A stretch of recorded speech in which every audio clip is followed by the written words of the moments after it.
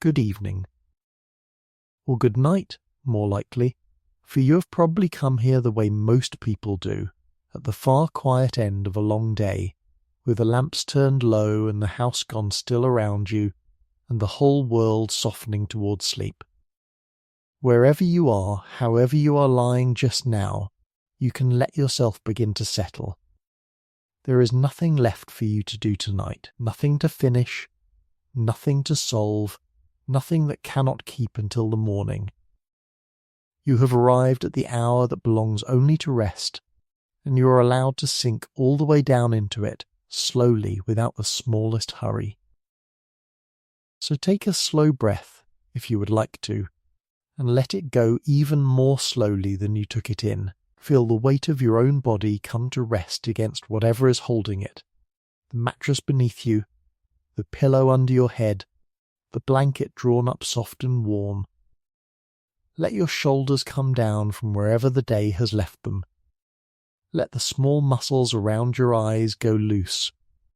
Let your hands lie open and easy.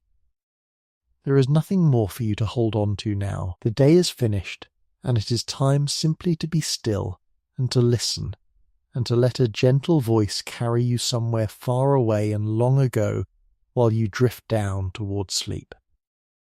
Because that is really all this is.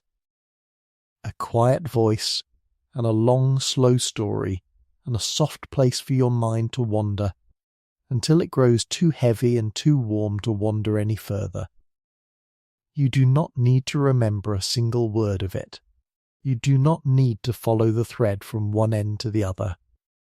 If sleep comes for you before the story is done, then you will have done the one right thing, and the story will still be here, patient and unhurried, waiting for you whenever you return. There is no test at the end of the night. There is nothing to keep hold of. There is only rest, and the slow unspooling of a tale meant to ease you toward it. And if your thoughts are still turning, if some part of the day is still going round in the back of your mind, replaying what was said, reaching ahead toward all the small concerns of tomorrow, that is all right too. You do not need to fight those thoughts, or push them away, or hurry them out of the room. You can let them be, the way you might let the sound of soft rain on a roof simply be, there but no longer asking anything of you. Let them drift toward the edges of things. Let them grow quieter on their own, the way a room grows quiet when everyone in it has at last found their place and settled. There is nowhere you must be tonight, and nothing at all you must decide, and so, little by little, your mind can loosen its grip on the day and let the day float gently free. Tonight we are going to travel, not across any sea and not to any place you could point to on a map, but backward, softly, along the long, slow river of time.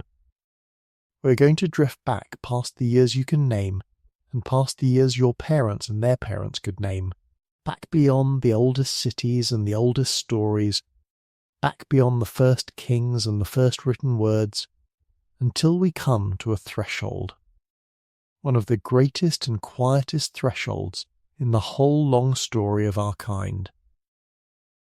We are going back to the time when people first began to farm, to the dawn of the fields, to the first careful hands that saved a small handful of seed through the winter, and pressed it into the turned dark earth, and waited and watched it grow.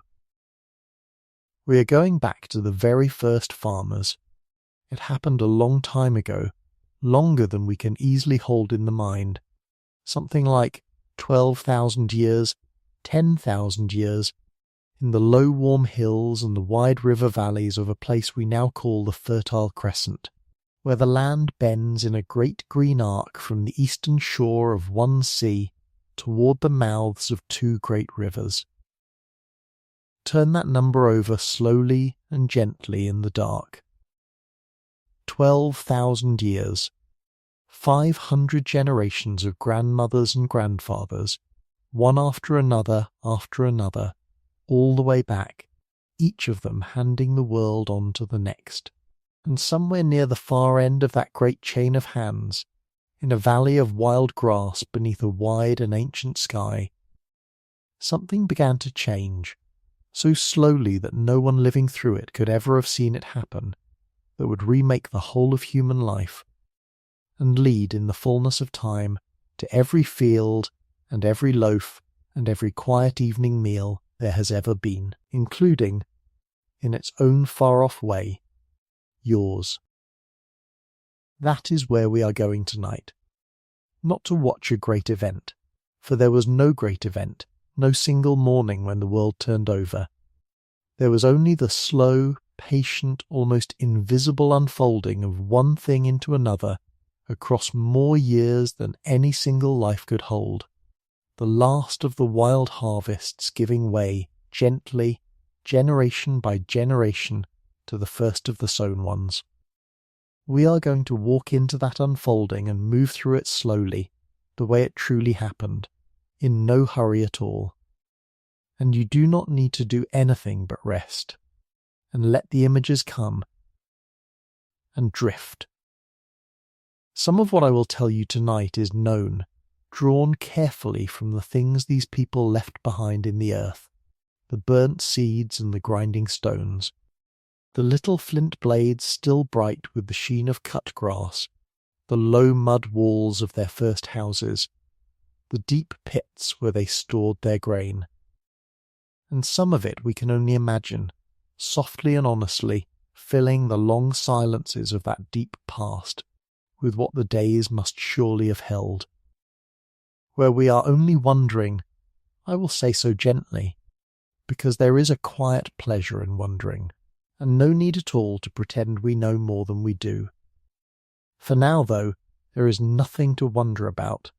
There is only your slow breathing, and the warmth of where you lie, and a voice beginning to carry you back toward the edge of a very old and very gentle morning, at the beginning of the world of fields.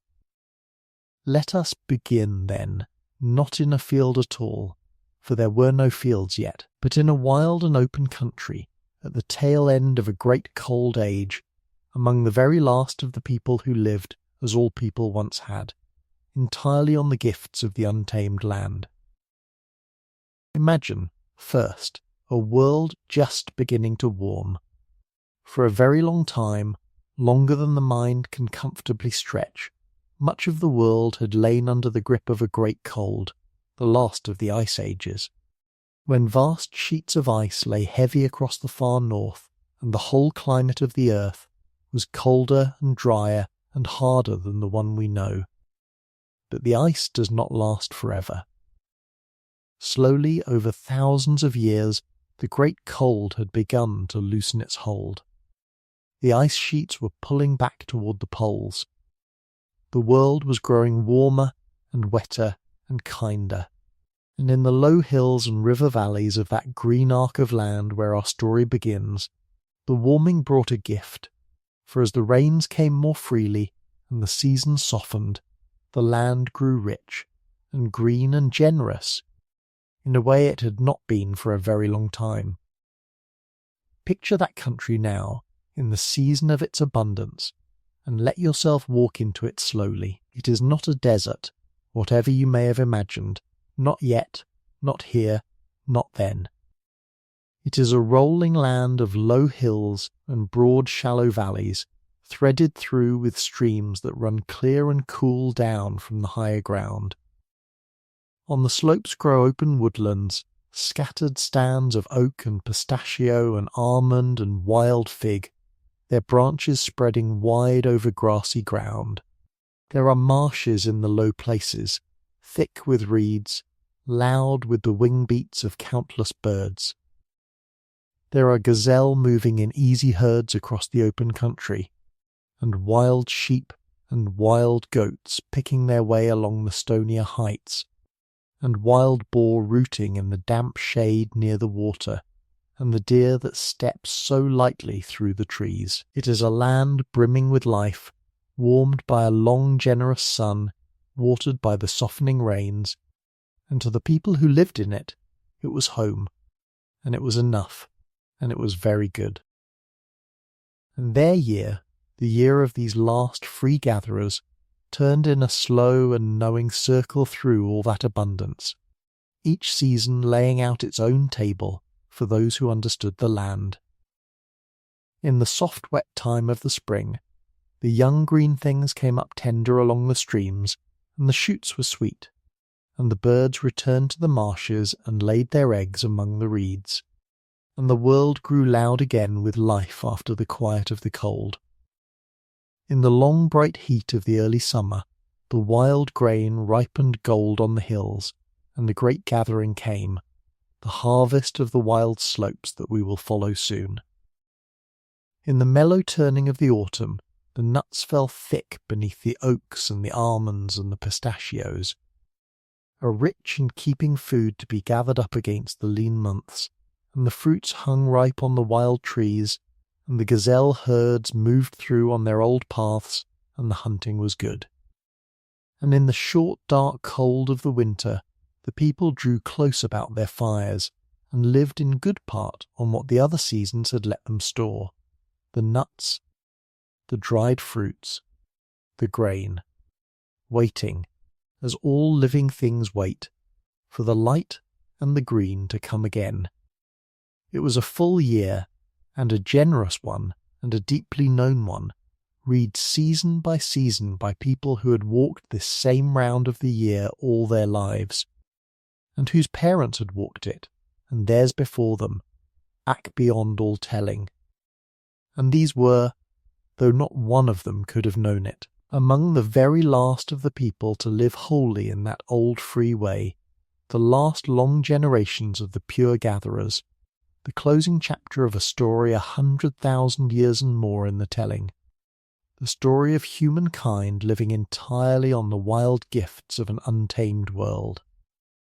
For 100,000 years and longer, every human being who had ever lived had lived like this, taking what the land gave, planting nothing, keeping nothing, moving light across the face of the earth. And now, in these warm and generous valleys, that immensely long chapter was quietly coming to its close, though so slowly and so gently that no one within it felt the ending, was giving way, season by imperceptible season, to something the world had never seen. We look back on them now, these last free gatherers, with a kind of tenderness, standing all unknowing on the very threshold of the change. But they did not feel themselves to be standing anywhere at all. They felt only the turning of a good year in a good land, as their people always had. And that is exactly how the greatest changes come, not with any sense of ending or beginning, but wrapped in the ordinary feel of just another season, just another harvest, just another quiet turning of a well-known year. And on the hillsides, catching that generous sun, there grew the grasses. This is the thing to hold in your mind above all, gently, as we begin, for everything that follows grows out of it. On the open slopes of those hills, in great swaying stands that ran on further than the eye could easily follow, there grew wild grasses whose seeds were fat and full and good to eat. We would come, much later, to give them names. The wild wheats we call einkorn and emmer, the wild barley, and their many cousins. But the people who first gathered them needed no such names. They knew them by sight and by season, and by the good heavy heads of grain they carried, ripening gold in the early summer, bending and whispering in the wind that moved across the hills. These were not yet crops. No one had planted them, no one had tended them. They grew wild, as they had grown wild for uncounted ages, sowing themselves each year as grasses do, scattering their own seed to the wind and the earth. But they grew here so thickly and so richly, in stands so wide and so heavy, that a people who knew how to gather them could feed themselves well from the hillsides alone. And that simple fact, wild grain, growing thick and free on the warming hills, is the small quiet seed from which the whole world of farming would one day grow. Now, into this generous land, let us place the people. They are hunter-gatherers, as every human being on earth was then and had always been, people who lived by gathering the wild plants and hunting the wild animals and taking whatever the land freely gave. In this they were no different from the countless generations of gatherers who had come before them, stretching back across 100,000 years and more, all the way to the first of our kind. They carried the same deep knowledge of the land that all such people carried, which plants could be eaten and which must be left alone, where the roots grew fat and the berries hung heavy, how to read the tracks of the animals and the turning of the seasons and the moods of the sky. They were not simple, and they were not struggling, and they were not waiting for anything to be invented. They were living, fully and well, in a land that gave them a great deal, exactly as their people always had. But there was something a little different about the lives of these particular people, in this particular land, at this particular moment, near the end of the great cold, and the difference lay in those hillsides of wild grain. For where a band of gatherers in a leaner country might have to walk far and wide across the seasons, following the food from place to place as it ripened and faded, the people of these rich valleys found that the land gave them so much, and gave it so reliably, that they need not wander so far or so often. The gazelle came through in their seasons, the nuts fell thick beneath the trees in the autumn, the marshes teemed with fish and fowl, and above all, on the hills each early summer, the wild grain ripened in such vast, swaying abundance that a family working together could gather in a few short weeks enough to help feed them for much of the year.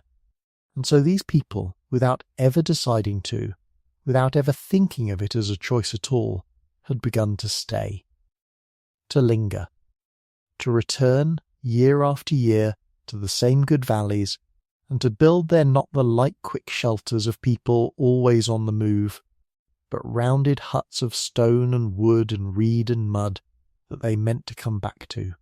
They were still gatherers, still living entirely on the wild, but they were becoming something the world had not quite seen before, gatherers with a home. Hold them there for a moment, these last people of the old free way, and feel the quiet poise of the moment they are standing in without knowing it. Behind them lie 100,000 years and more of wandering, of the small band moving light across the land, owning almost nothing, carrying the fire from camp to camp, taking only what each place and each season offered, and moving on.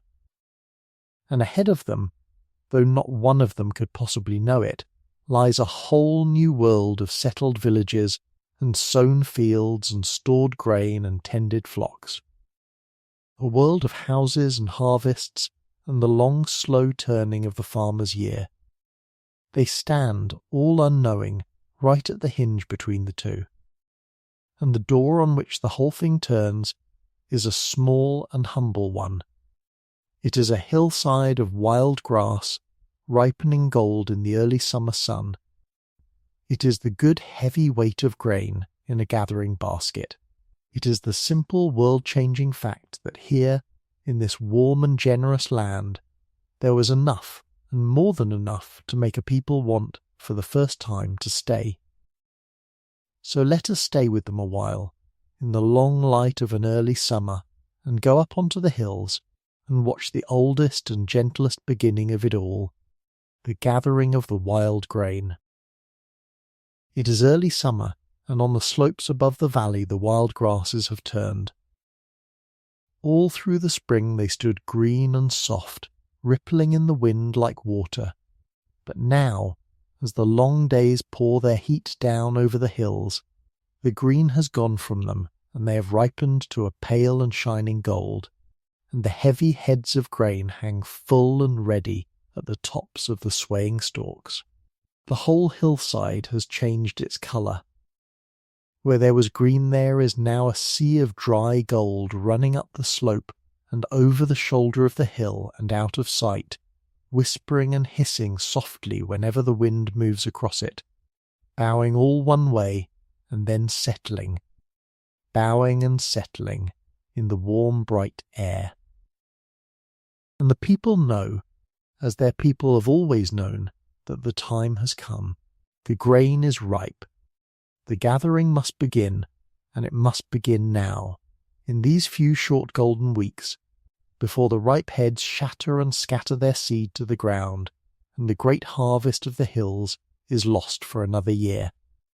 So they come up onto the slopes in the cool of the early morning, before the full heat of the day, whole families of them, the women and the men and the older children and the elders who can still climb the hill, and they spread out along the great stands of grain, and they begin. And here watch closely, for in their hands is a tool that is one of the quiet marvels of that whole world, the sickle. It is a simple thing to look at, and a beautiful one. Along a curved haft of wood, or a length of bone shaped and smooth to fit the curl of the hand, they have set a row of small sharp blades of flint, napped thin and keen and fitted edge to edge, and fixed fast in a groove with dark sticky pitch and fine strong cord. Held in the hand, it becomes a curved and toothed edge, a cutting crescent, made for one thing and one thing only, for the swift gathering of grain. And with it, a skilled gatherer can move down a stand of ripe grasses at a steady hypnotic pace, taking a bunch of stalks in one hand and drawing the sickle across them with the other, so that the heavy heads come free and are gathered in, again and again and again, all through the long bright mornings of the harvest. Listen to it, that sound, and let it soothe you. It is a soft, dry, rhythmic sound. The whisper of the blade through the stalks and the rustle of the cut heads gathered in, over and over, up and down the golden slope. A whole hillside of people moving through the grain in the same slow patient rhythm, their hands rising and falling, the small sound of the cutting laid over the larger sound of the wind in the standing grass.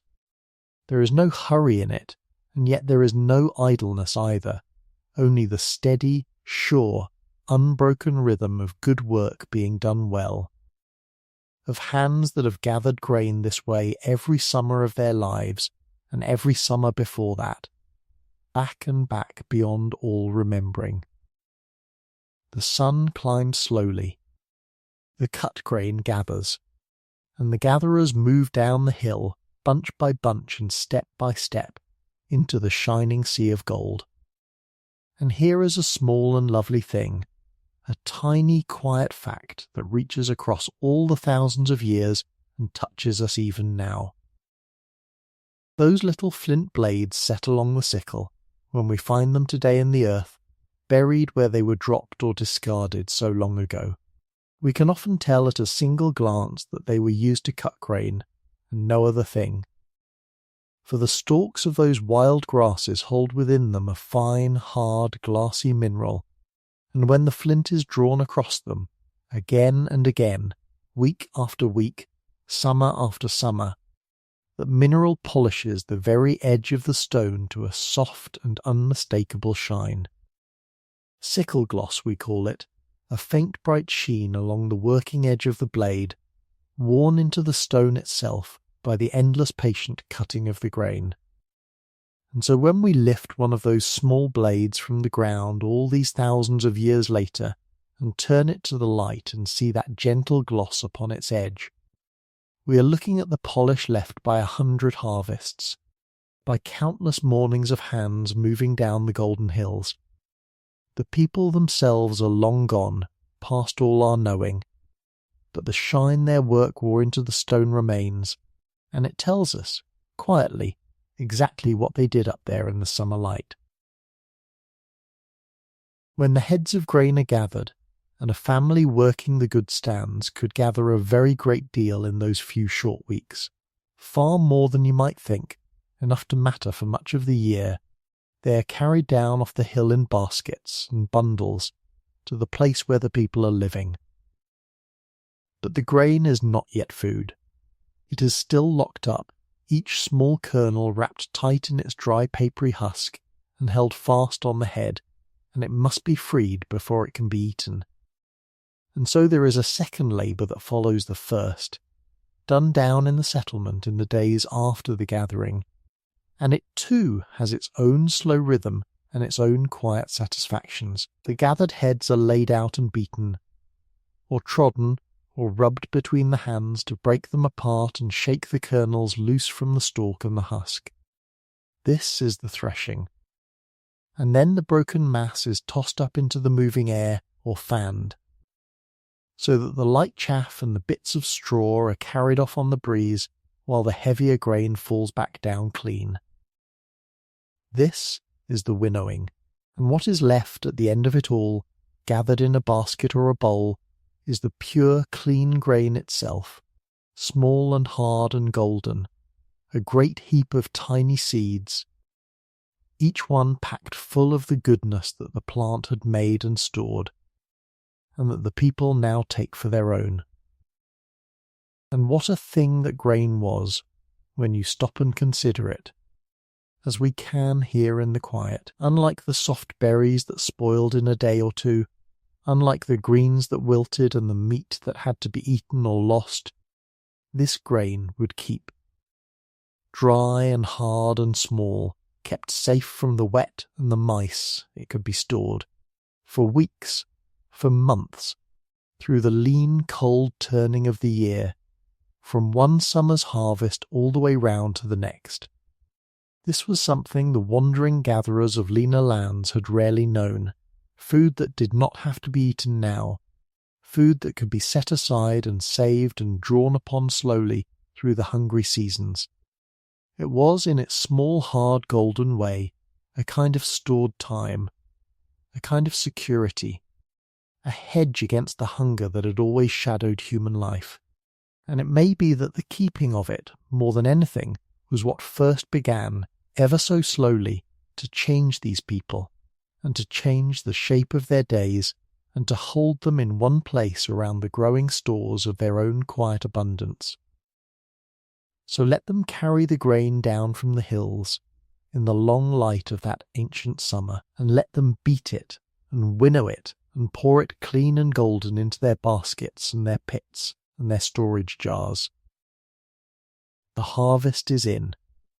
The hillsides above the valley have given up their treasure once again, freely, as they have every summer for longer than anyone can remember, and the people have gathered it in with their sickles and their patient hands. Rest a moment in that image as you drift the gold slopes under the wide summer sky, the soft rhythmic whisper of the blades, the heavy baskets carried down, the clean grain pouring bright into the store. This was the last of the old way, and the very first faint hint of the new, and the people living it could not tell the two apart, and did not need to. They only knew that the land was good, and the grain was in, and there was enough. And they began, more and more, to stay. Let us stay with them, then, through the turning of a whole year, and feel how staying in one place, simply that, simply not moving on, began, all on its own and without anyone intending it, to reshape the whole of their lives. For to remain in one valley, season after season, gathered around the stores of grain, was a small thing and a very great thing at the same time. It was the quiet beginning of everything. Think first of what it meant to have a store. The wandering bands of the older, leaner world had carried almost nothing, because everything they owned they had to carry on their own backs from camp to camp, and so they kept only what they could bear, a few tools, a few skins, the fire, and let the rest go. But a people who stayed in one place could keep things. They could gather more than they needed today and set the surplus aside for tomorrow, and grain, above all, was made for keeping. So the people of these settled valleys began to build stores, pits dug down into the dry earth, and lined with stone or with basketry and capped against the rain. Great woven bins raised up off the damp ground, tall jars of clay. Small rooms and huts given over entirely to the holding of grain. And into these stores each summer went the harvest of the hills, and out of them all through the rest of the year came the daily food. The store became the still centre of the settlement, the heart of the household, the visible, gathered proof that the people had enough, that they had thought ahead, that the hungry months to come had already in a way been provided for, and a people with a full store slept a little easier through the winter than the wandering bands had ever been able to sleep. And think of the houses. When you mean to stay, you build differently than when you mean to move on. The light, quick shelters of the wanderers, the bent branches, the draped hides, thrown up in an afternoon and left behind without a thought, gave way, among these settling people, to something sturdier and more lasting. They built rounded huts, dug a little down into the earth for warmth, and set with low walls of stone, roofed over with timber and reed and thatch, with a hearth in the middle and a place to sleep and a place to store. They were small and simple, these first true houses, and dark and low, but they were meant to last, meant to be returned to, meant to be lived in through the whole turning of the year and the next year after that. And a house you mean to keep is a different thing from a shelter you mean to leave. You tend it. You mend its roof and bank its walls and sweep its floor. You come to know it, every corner of it, in the dark. It becomes yours in a way that no overnight camp ever could. It becomes home, that old, warm, rooted word, perhaps for the very first time in the way we would now mean it. And a cluster of such houses standing together season after season is a village, or the small soft beginning of one, where the wandering band had been a thing of 30 or 40 people moving as one across the land. The settled place could hold more. Several families, several households, each with its own hut and its own hearth and its own store, but all gathered close together in the one good valley, sharing the same slopes of grain and the same stream and the same stretch of sky. They were neighbours now, in a way that people had not quite been before, living side by side in fixed places, day after day and year after year, their doorways facing one another, their children growing up together, their lives woven close by the simple fact of staying put. There is a great deal that flows from that, both sweet and hard, and much of it we will come to.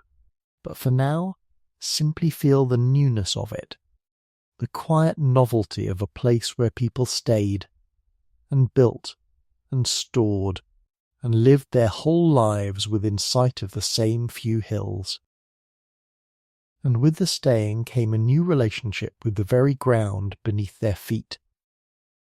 The wanderers had belonged to the whole wide land, and to no part of it in particular they passed over it lightly and left it much as they found it, and carried no sense that this valley or that slope was theirs. But the people who stayed began, slowly, to feel differently. This valley was where they lived. Those hills were where their grain grew. This was the stream they drank from, and the slope they climbed each summer, and the patch of good earth their houses stood upon. It was becoming, in some new and not yet spoken way, their place, a place they knew utterly, and returned to always, and belonged to as much as it belonged to them. The old free wandering over the whole face of the world was quietly narrowing down into something smaller and deeper and more rooted, a home ground, a known country, a single beloved valley held close through all the seasons of a life. Something was being lost in that, perhaps, a vastness, a freedom, an old lightness of being, but something was being gained as well, a depth, a belonging, a settledness, the first faint stirrings of the feeling that a particular piece of the earth was home. And all the while, without anyone yet noticing, The grain itself was working a slow, quiet magic on them, and drawing them closer and closer into a bond that neither the people nor the plants had ever chosen. For the more the people came to depend upon the wild grain, the more of their food came from those golden hillsides each summer, the more of their stores were filled with those small hard kernels, the more their whole lives came to turn around it. They timed their year by it. They chose where to live by it. They laboured in the harvest weeks harder than at almost any other time to gather it in. The grain was becoming the centre of everything, the thing the settlement was built around and lived upon, and could not now easily do without.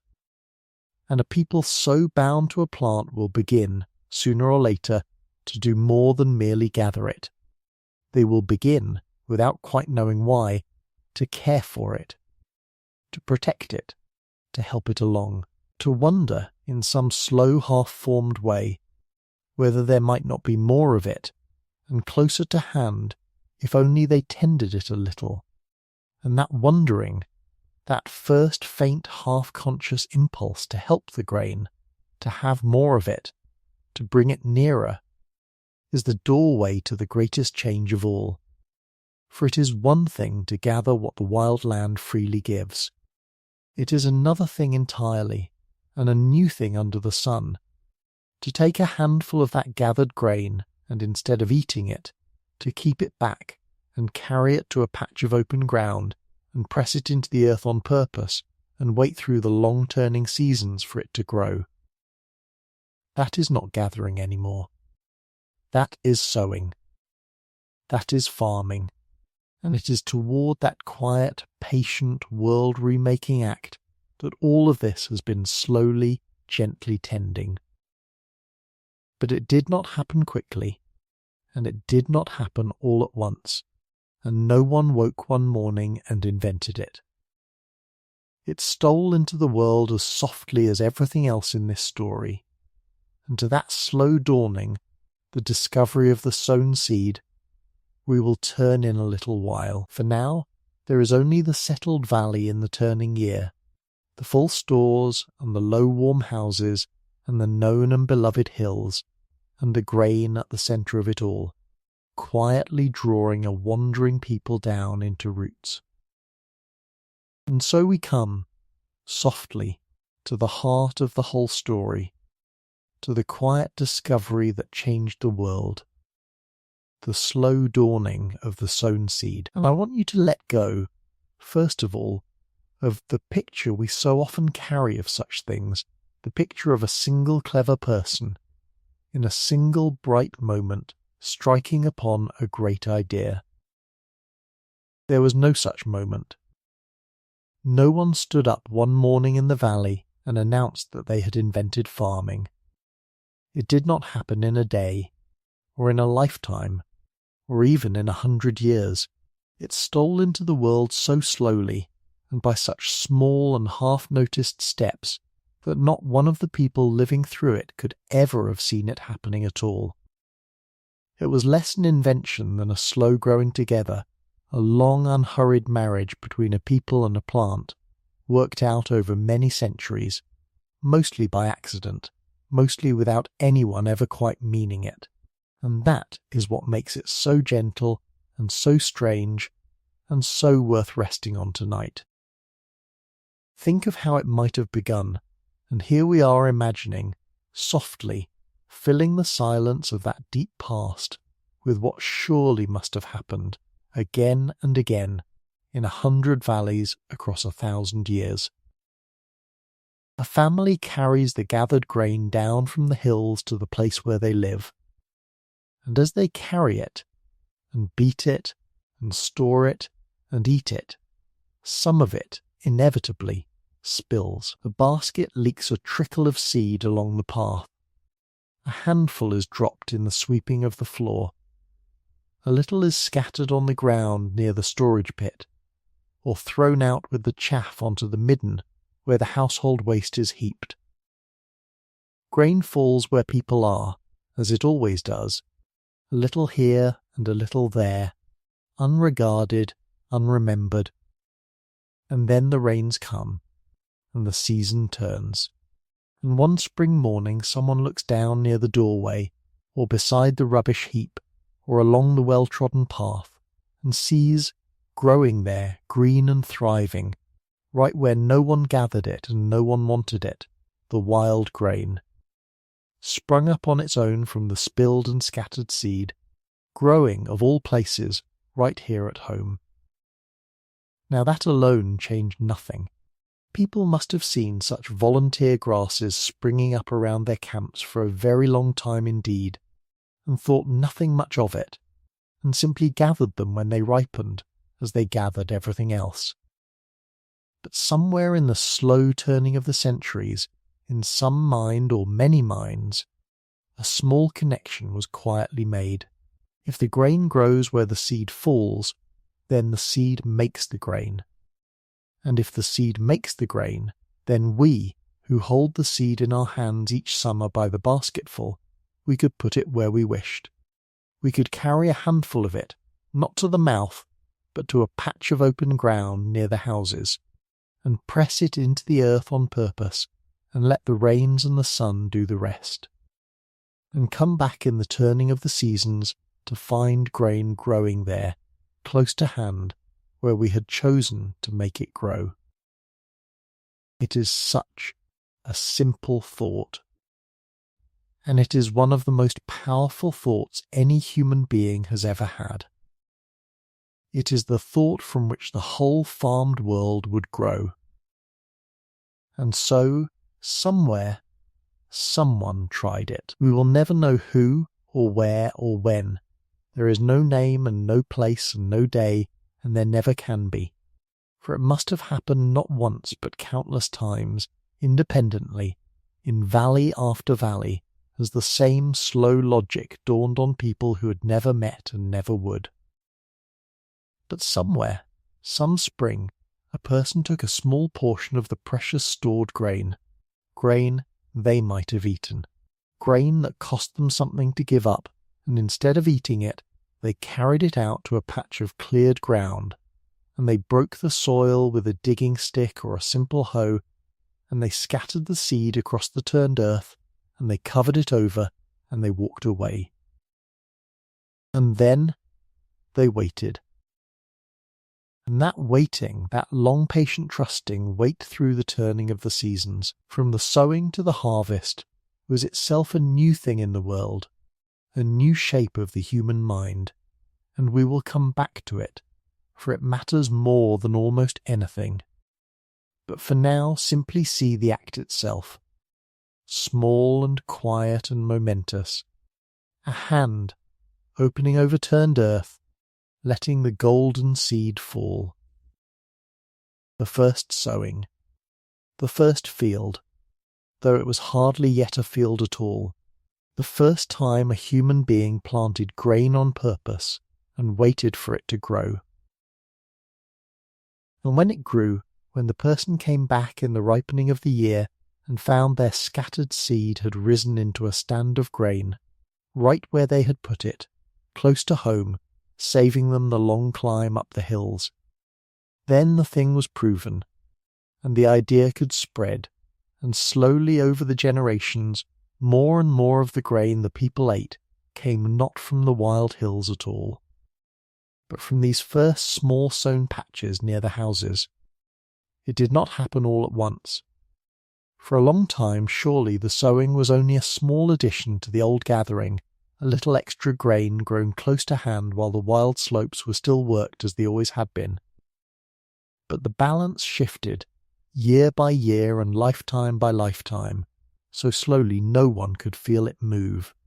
More sown. Less gathered, more from the tended patch, less from the wild hill, until, after many centuries, the people were living mostly on grain they had planted themselves. And on that day, though no one marked it and no one could have known it, the world had crossed over from gathering into farming, and would never cross back. But here is the most wonderful part of it, the part that is easy to miss and worth holding gently in the mind, for it reveals a kind of quiet partnership between the people and the plants that neither side ever consciously agreed to. When the people saved seed to sow, they did not, and could not, save it at random. They saved, without ever meaning to, the best of it, and in the saving, without ever knowing what they did, they slowly, patiently, across the long centuries, reshaped the very plants themselves. Let me show you how softly, for it is one of the loveliest things we know about this whole long change. A wild grass, left to itself, has one great task above all others, to scatter its seed, so that its children will grow. And so the wild grain ripens, and then, of its own accord, shatters, the ripe head breaks apart on its own, and flings its seeds out to the wind and the ground, so that they may fall and take root far and wide. This is good for the plant, but it is hard for the gatherer, who must race the shattering, who must climb the hills and cut the grain in those few short days, before the ripe heads break and spill their treasure onto the ground and are lost. Now and then, though, by the small chance variations that run through all living things, a plant would grow whose ripe head did not shatter, that held its seed fast, waiting instead of flinging it away. In the wild, such a plant was a failure. It could not sow itself, and left few children. But in the hands of the harvesters, it was exactly the opposite, for the grain that stayed on the head was precisely the grain that the gatherers cut and carried home. The shattering plants dropped their seed on the hillside and were left behind. The holding plants came home in the basket, and when the people saved seed from what they had carried home to sow the next year's crop, they were saving again and again, year upon year, all unknowing, the seed of the very plants that held their grain fast and did not shatter. Do you see the quiet magic of it? Season after season, harvest after harvest, the people gathered up the plants that kept their seed, and sowed them, and gathered their children that kept their seed, and sowed those, and slowly, across the long centuries, without a single soul intending it, or even noticing it, the grain in the fields changed. It became a grain that no longer shattered, that held its ripe seed fast on the head and waited patiently to be gathered, that could no longer even sow itself at all, and now depended wholly on the human hand to carry it and plant it and keep it alive, and in return it gave itself over entirely to the people, its whole harvest theirs for the taking. The wild grass had become a crop, and more than that change too. Under those same unknowing hands, the seeds grew fatter. For the people naturally saved and favoured the plumpest grain, the plants ripened more evenly, more of them at once, easier to gather in a single harvest, the tough husks loosened their grip, easier to thresh free. Little by little, choice by unconscious choice, the plant was remade in the image of what the people needed, and the people, in their turn, were remade by their growing dependence on the plant. We call this domestication, this slow mutual shaping, this long marriage of a species to our own, and it was not done to the grain by clever design. It was grown, patiently, between the people and the plants, across more years than any of them could count, each generation nudging the crop a little further from the wild, until the two of them, the farmer and the grain, could no longer live without each other at all. Rest a moment in the strangeness and the gentleness of that. No one designed the first crops. No one bred them on purpose, at least not at first, not for a very long time. They shaped themselves, slowly in the daily doing of the harvest and the sowing, as surely and as invisibly as water shapes stone, the people choosing, without knowing they chose, and the plants changing beneath the choosing, generation by generation, until a new kind of grain stood in the fields that had never grown anywhere in the wild world. a grain made by and for and with humankind. It is one of the oldest and deepest of all our partnerships, older than any city, older than any written word, and it began not in a flash of genius, but in the patient, humble, half-conscious saving of the best seed, year after year, by people who only wanted a little more grain, a little closer to home, a little more surely, against the hunger of the coming cold. And out of that small wanting grew the fields that feed the world. And it was not the grain alone. Once the way of it was found, this saving and sowing, this slow gentling of the wild into the tended, the same patient magic was worked over the long generations on other plants and other seeds, until the first farmers had gathered around themselves not one crop, but a whole small family of them. A handful of tamed and trusted plants that together could feed a village through the year, and each of them has its own quiet character, and it is worth walking among them for a moment, softly, the way you might walk down the rows of an old garden in the cool of the evening. There was the wheat, of course, first and greatest, the einkorn and the emmer, those two old wild wheats of the hills, now gentled into crops, their fat seeds ground into the flour that made the daily bread. And beside the wheat, its faithful companion, there was the barley, hardier than the wheat and less particular, willing to grow where the wheat would not, in the drier and the poorer ground, so that between the two of them the people had grain for the good years and grain for the lean. Wheat and barley, the two great grasses, the bread grains, the golden heart of the whole farmed world, and the crops around which the villagers first grew. But grain alone does not make a whole and healthy life, and the first farmers seem to have known this in their bodies if not in words, for alongside the grasses they tamed another kind of plant entirely, the pulses, the podded seeds, what we would call the lentil and the pea and their kin. And these were a gift of a different sort, a quiet balancing gift. Where the grains gave the body its warmth and its daily fuel, the lentils and the peas gave it something else that it needed just as deeply, a richness and a strength, a different kind of nourishment that the grain alone could not supply. Grown together and eaten together, the grain and the pulse, the bread and the lentil, they made between them a fuller and a better food than either could make alone, and the people who grew both fared better than they would have on either one. And the pulses had another virtue too, though the first farmers can have had no notion of it. They gave back to the tired soil some of what the hungry grain took out of it, so that a field of lentils left the ground the richer for the next year's grain. The people would not have understood the why of it, but they would have seen the what, that the land did better when the crops were changed about, and they would have followed the wisdom of their eyes, planting grain and pulse in their turns, keeping the good soil good. It was the beginning of a knowledge that farmers would deepen for 10,000 years to come. And there was one more plant among those first crops, and it is my favourite of them, for it fed the people not through the belly but through the body in another way entirely. It was the flax, a slender blue-flowered plant, lovely in the field, that gave the first farmers two treasures at once. From its seeds they pressed a rich oil, good to eat and good for many uses.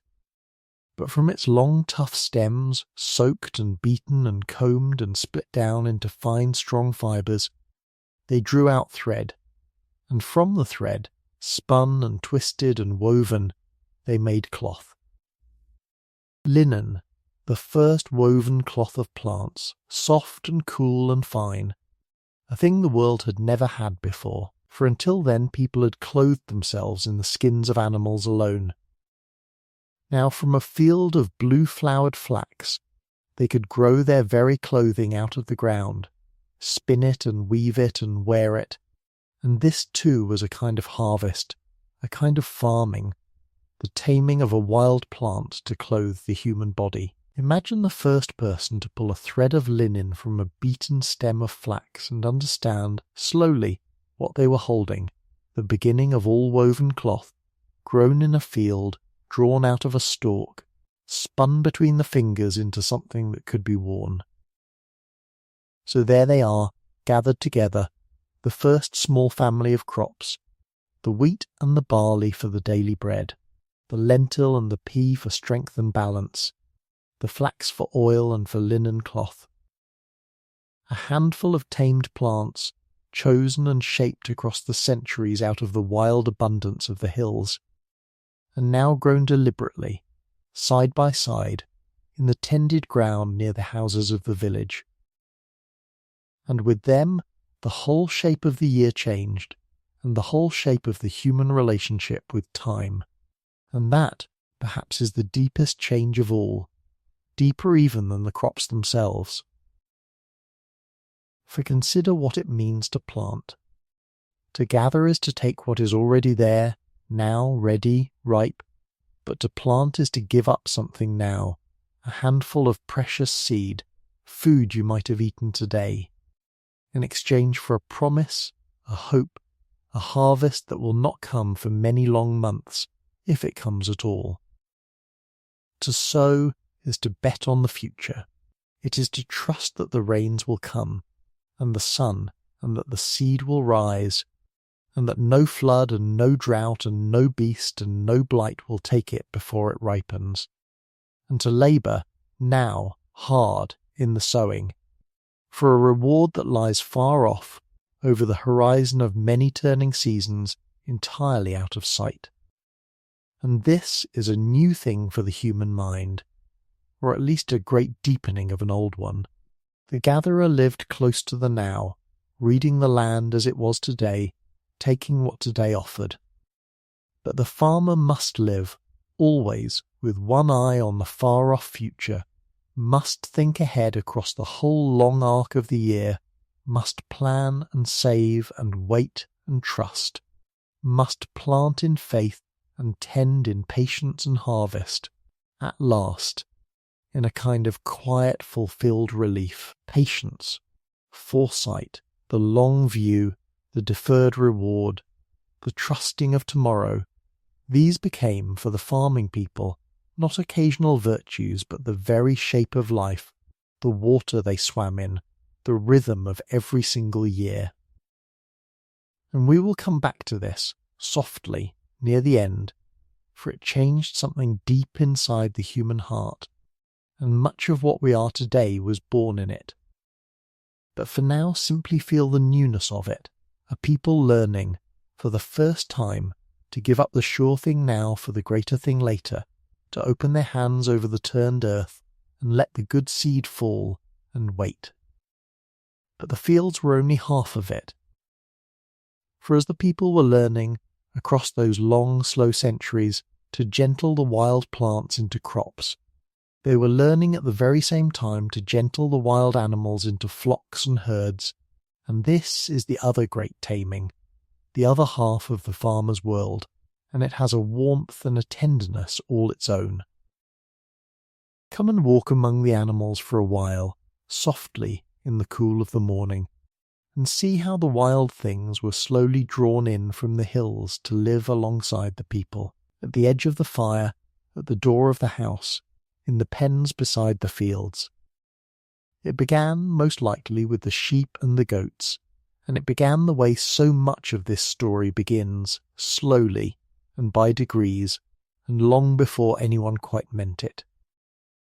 On the stony heights above the valleys, the wild sheep and the wild goats moved in their flocks, and the people had always hunted them, as they hunted everything, following the herds and taking what they needed.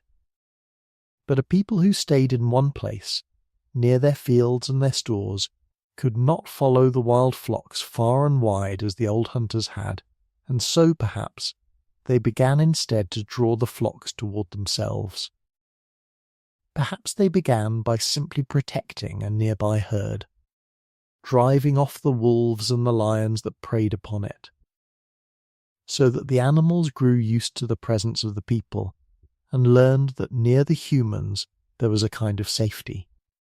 Perhaps they began by taking the young, a lamb or a kid orphaned in the hunt or caught and carried home, and raising it by the hearth, tame and gentle, fed from the hand, grown up among the children until it knew no other home. However it started, the end of it, across the long generations, was a marvel.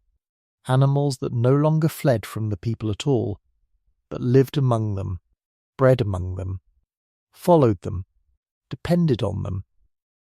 A flock that walked with the village, that was driven out to graze in the morning and brought home to the pens at night, that belonged, now, to the people as surely as the fields did. And oh, what a gift a flock was, when you think on it in the quiet. A wild animal hunted on the hills gives you one thing, once, its meat, and then it is gone, and you must hunt again. But a tame flock, kept and bred and tended, gives and gives and goes on giving. It is a living store, a larder that walks, a source of meat that renews itself year upon year as the lambs and the kids are born each spring. And it gives far more than meat. From the goats and the sheep the people learned, in time to draw milk, a wholesome food, given freely and daily by the living animal, that could be drunk fresh or soured or made into other keeping things. A whole new kind of nourishment flowing steadily from the flock, without a single animal having to die for it. And from the sheep, in time, as the generations of keeping slowly changed the animals' coats the way the generations of sowing had changed the grain, there came the wool, soft warm fleece that could be gathered and cleaned and spun, like the flax, into thread and woven or felted, into warm cloth against the cold. Meat and milk and wool and hide and horn and bone. The flock gave all of it, over and over, a slow steady abundance flowing out of the tended animals into the life of the village. The people had made themselves a living, breathing, self-renewing storehouse, walking out to the hills each morning and home again each night. And after the sheep and the goats came the others, in their own time and their own way. There was the great wild ox, the aurochs, a huge and powerful and dangerous beast, far harder to tame than the gentle sheep, and it took longer, and it took courage, but in time it too was brought in from the wild, gentle down across the generations into the cattle we would come to know, giving meat and milk in great abundance and in time its vast strength to the labour of the fields. And there was the wild boar, clever and fierce, that came perhaps half of its own accord, drawn in from the woods by the rubbish and the scraps at the edge of the settlement, growing bolder and tamer season by season, until the people kept it too, the pig. That thrived on what the household threw away, and turned the village's very waste back into good meat. Sheep and goats, then cattle, then pigs, the first of the tamed animals, the first flocks and herds, drawn in one after another from the wild world to live alongside the people, and to feed them and clothe them, and in time to labour beside them in the fields. And with the animals came a whole new way of living, and a whole new kind of person, the herder, the shepherd, the keeper of the flock. Picture them now, softly, one of these first shepherds, walking out in the cool grey of the early morning behind a flock of sheep up the old path toward the grazing grounds on the hill. It is a quiet life, and a watchful one, and a patient one, full of long, slow hours under the open sky with the animals moving and cropping and calling around them. The shepherd knows the flock as the gatherers knew the plants, knows each animal by sight, knows which ewe is near her time and which is ailing, knows the good grass and the safe water and the places where the wolves might come. There is care in it, and there is a kind of love in it, the strange, gentle bond between the keeper and the kept, the human being who protects and feeds and delivers and, yes, in the end, takes from the animals in their charge. And there is at the lambing time a tenderness that reaches across all the thousands of years and needs no explaining at all, the shepherd, in the cold of a spring night. Kneeling in the straw beside a labouring ewe, easing a new lamb into the world with their own two hands, warming it, setting it to suck, watching it stand on its trembling new legs. That too is farming. That too is the taming of the wild, this daily tender care of the living animals that had chosen, or been chosen, to throw in their lot with humankind, and the lamb by the hearth, and the goat at the door, and the cattle in the fold, and the pig in its wallow at the edge of the village became, along with the grain in the field and the store, the settled furniture of a wholly new kind of human world. And that new world needed a new kind of home, and here we come to one of the plainest and most touching of all the marks these first farmers left behind, the houses they built, and the villages those houses made.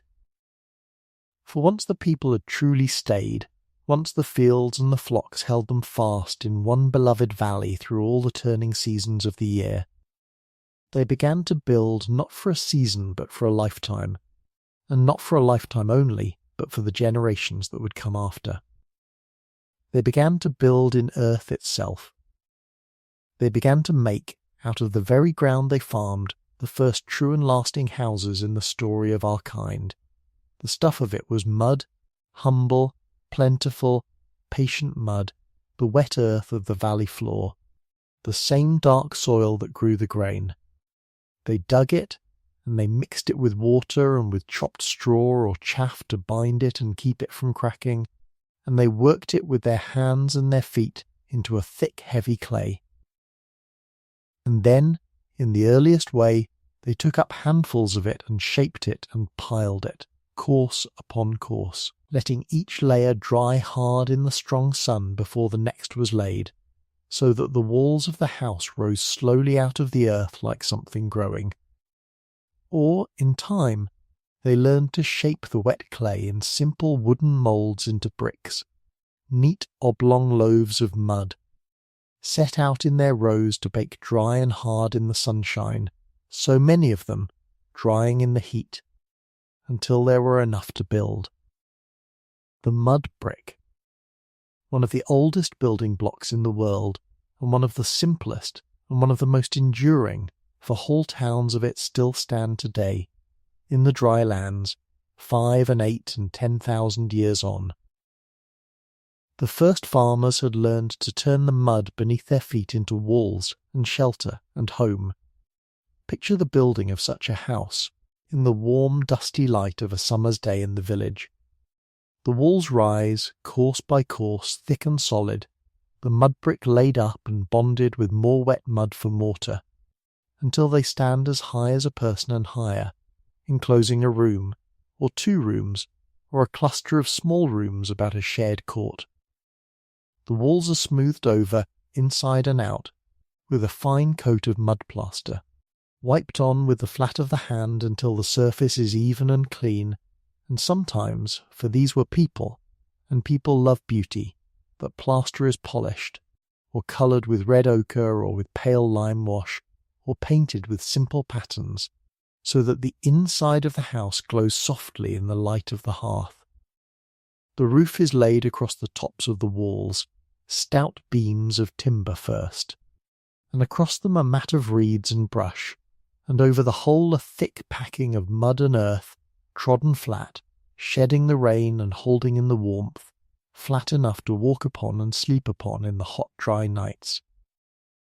And within, on the smooth swept floor, there is a hearth, a shallow fire basin set in the very heart of the house, where the cooking is done and the warmth gathers and the family draws close in the evening. There are low benches and platforms of mud along the walls, for sitting and for sleeping. There are niches and bins for storage, and pots ranged along the wall, and perhaps a small separate space or a raised place given over to the grain. It is a small house, and a dark one, and a close one, but it is snug, and it is warm, and it is dry, and it is theirs, and it will stand for many years, and be mended, and be added to, and be handed on. And when many such houses stand together, dozens of them packed close, wall nearly touching wall along the narrow winding ways between them, that is a village, a true village, one of the very first in the world. Let yourself stand in the middle of it for a while, in the soft light of an early evening, and take it in. The low flat-roofed houses of mud-brick crowd close on every side, their walls warm-coloured in the failing sun, their doorways low and dark. Thin threads of blue wood smoke rise from the hearths straight up into the still evening air, and hang there, and drift, carrying the good smell of the cooking fires and the baking bread out over the whole settlement. Somewhere a dog barks, and is answered. The last of the flocks are being driven in from the hills, the sheep and the goats flowing between the houses in a soft grey river, calling and the shepherds calling after them, and the animals folded into their pens for the night. Children run and shout in the narrow lanes, chasing in and out of the shadows.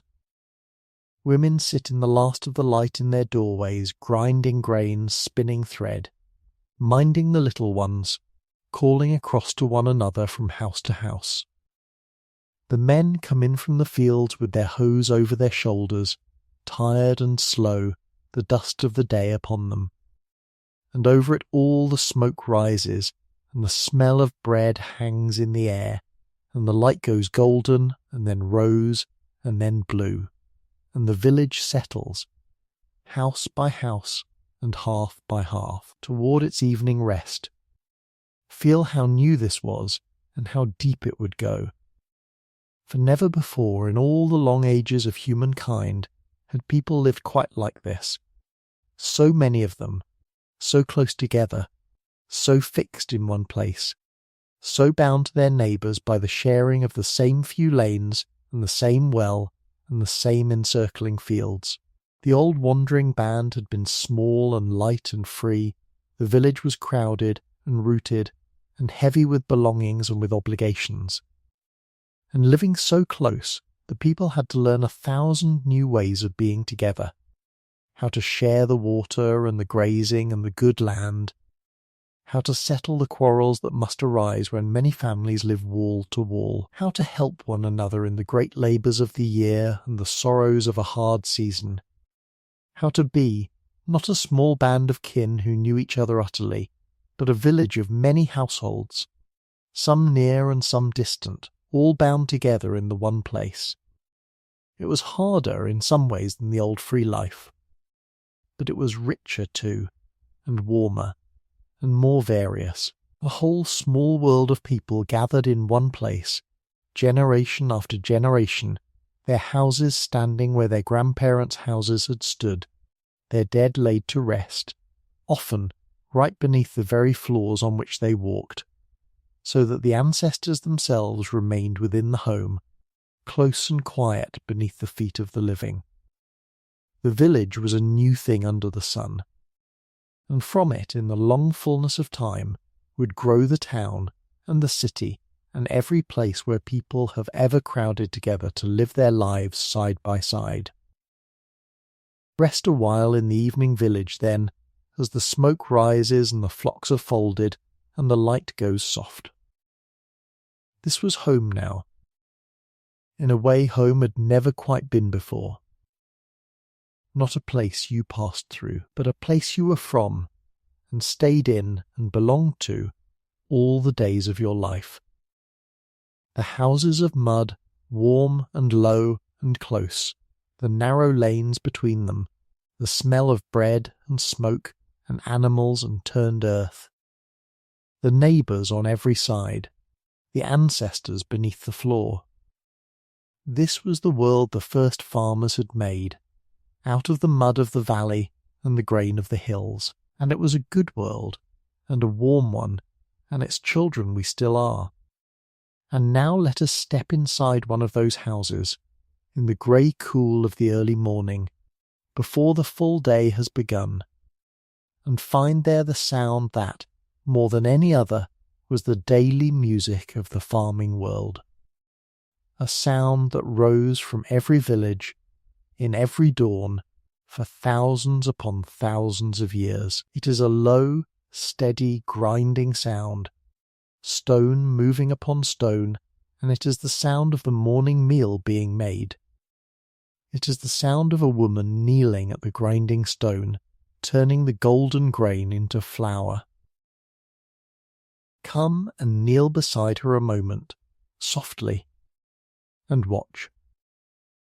Before her on the floor is the grinding stone, the quern we call it, and this old kind, the very first kind, we call a saddle quern, for the lower stone is worn by long use into a shallow dip, a saddle cupped and smoothed by 10,000 mornings of the same slow labour. It is a large flat slab of hard stone, chosen with care, set solid on the floor or on a low platform at just the right height for the kneeling body. And in her two hands she holds the upper stone, a smaller stone, smooth and heavy, shaped to be gripped and pushed. She takes a handful of the clean grain and scatters it into the hollow of the lower stone, and then she leans her weight forward onto the upper stone and pushes it across the grain, crushing it, and draws it back, and pushes again, forward and back, her whole body rocking with the rhythm of it, her shoulders and her arms and her back, all working together, the grain crushed and crushed again between the two stones, until it is broken down, at last, into flour. Forward and back, forward and back. The low grinding song of the stones, and the grain going slowly to meal beneath them, and the flour gathering, pale and fine, at the lower edge of the saddle where she sweeps it out to keep. It was hard work, this, let us not pretend otherwise, even in the gentleness of the night. It was long, and it was heavy, and it fell, in most of these villages, chiefly upon the women, who knelt at the grinding stone hour after hour, morning after morning, all their lives, so that the daily bread might be made. We can read it, even now, in their very bones, in the marks that the long labour left upon the knees and the toes and the wrists and the backs of the women who ground the grain, the honest signature of a lifetime's work pressed into the skeleton itself. The making of bread was not a small thing or an easy thing. It was the great daily labour of the farming household, repeated every single morning, the price that had to be paid to turn the hard golden grain into food that the body could use. But it was also, for all its weariness, a companionable labour and a rhythmic one, and one that could be done together, several women grinding side by side in the morning light, their stones singing together, their voices rising and falling over the sound of the work, the news and the gossip and the songs of the village passing back and forth across the grinding stones as the flour slowly grew. There is a kind of peace in rhythmic work done in good company, even hard work, even endless work, and the grinding of the grain, for all that it cost, was woven all through with talk and song and the quiet closeness of the women of the village kneeling together in the dawn. And what did all that labour make? It made flour, and flour mixed with a little water into a paste, a dough, and set upon a hot stone or laid in the hot ashes at the edge of the fire, makes bread, the first bread. Think of it, not the tall risen loaves we know, not yet, but a simple flat bread, a thin round cake of ground grain and water, baked hard and quick on a stone heated in the fire, or on the smooth, clean floor of a small clay oven, or in the embers themselves. Flat and dense, and a little charred at the edges, and warm from the fire, and good, oh so good, to a hungry body in the cold of the morning. The smell of it baking must have filled the villages every single day, that deep warm smell of bread on the fire that still, even now, all these thousands of years later, reaches into some old place in us, and speaks there of comfort and of home. Bread, the staff of life, we would come to call it, the daily bread that we would one day teach our children to ask for in their prayers. It began here, in these first villages, at these grinding stones, in these small clay ovens, a paste of ground grain and water, baked on a hot stone by a farming family in the dawn. And from that day to this, in one form or another, in nearly every land on earth, human beings have baked and broken and shared their bread, and it all runs back, unbroken, to those first flat cakes browning on the hearthstones of the Fertile Crescent. And the grain gave more than bread, for a stored harvest is a stored future. And here we must speak of the granary, the store made large, the surplus kept safe, the invention that, more than almost anything, made the settled world possible, and gave it both its strength and its troubles. For once the people were farming in earnest. Once the sown fields gave up their harvest all at once in the ripening of the year, there was suddenly a very great deal of grain to keep, far more than any pit or basket by the door could hold, and it had to be kept safe, and kept dry, and kept from the mice and the damp and the rot all through the long year until the next harvest came. And so the first farmers built granaries, raised structures lifted up off the wet ground on stones or on posts, so that the air moved beneath them, and the damp could not creep up, and the rats found it hard to climb. Small round buildings of mud brick and plaster, sealed tight, with the grain poured in through an opening high up and drawn out below, great sunken pits, and tall clay bins, and whole rooms of the house given over to the holding of the harvest. Some of the very first large buildings that these people made, larger and finer than their houses, seem to have been granaries, storehouses for the precious grain, standing at the heart of the settlement, tended and guarded and kept. The store had become the centre of the world. And rest a moment on what that meant, for it is a deep thing, and a double-edged one, and worth turning over gently in the dark. A full granary is a full future. It is the hungry months already provided for, the winter already defeated, the bad year already braced against. A people with a granary need not fear the turning of the seasons as the old wanderers had feared it. They have set aside their tomorrow, gathered it in, sealed it up, made it safe. There is a deep security in that, a settledness, a quiet confidence that the old free life, for all its lightness, could never quite give, for the wanderers had carried no store, and lived always at the mercy of what each day and each place might offer, and a run of bad luck could bring them low. The granary changed that. The granary meant that human beings had, for the first time, truly stored up time against the future, laid by their harvest against their need, taken thought for the morrow, and provided for it. And that changed everything, for it meant, too, that there was now something to keep, and to guard, and to count, and perhaps to hoard, and perhaps to quarrel over, and perhaps, in the long run, for some to have more of than others. But that is a later story, and a harder one, and we need not follow it far tonight. For now simply see the granary standing full at the heart of the village, the harvest safe within it, the winter already beaten, the gathered future kept close against the turning of the year, and the same fire that baked the bread, and the same soft earth that raised the houses, gave the first farmers, in time, one more quiet treasure, so humble and so everyday that we scarcely think of it as a wonder at all: the pot. The vessel of fired clay.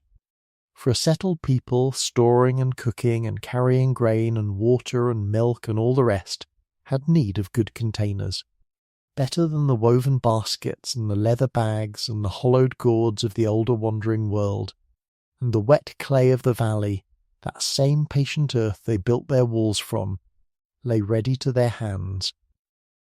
Somewhere someone learned, by accident again, surely, as ever, perhaps from a clay-lined basket left too near the fire, perhaps from a daubed hearth baked hard by the daily flames.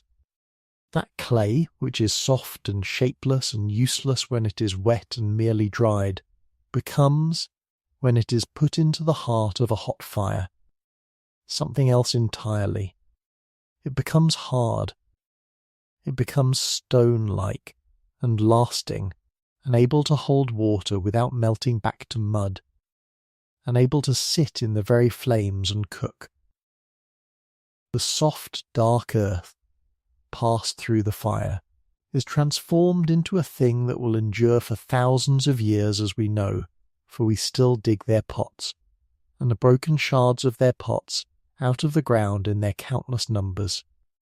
The most common and most patient of all the traces these people left behind. Watch the making of one, softly, in the warm light of a working afternoon.